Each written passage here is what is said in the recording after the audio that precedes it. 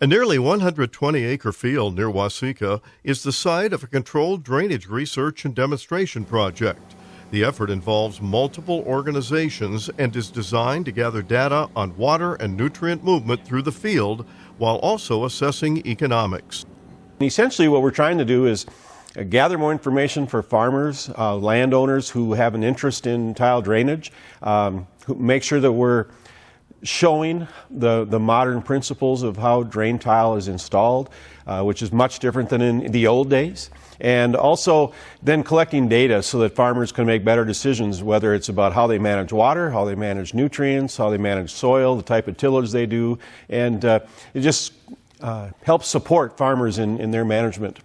The drainage system involves several structures that will allow operators to manage water levels. The Minnesota Department of Agriculture and Discovery Farms will monitor what's leaving the field through drain tile.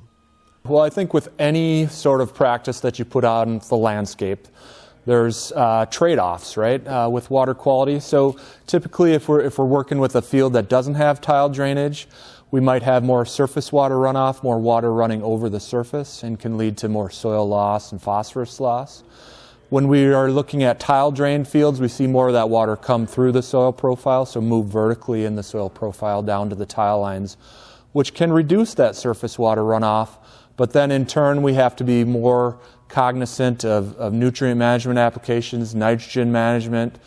Soil water management is an important piece to make conservation practices like reduced tillage and cover crops more feasible on Minnesota's heavy soils. We'd like to learn more about how drainage can be a support for emerging soil health practices like cover crops. Farmers often report that they can get in their field in a more timely manner and get cover crops planted and they get established better. And so going forward, if we can collect more information over a number of years, that would be really important. And so we hope that we can capitalize on this significant investment over, maybe the next 10, 15 years.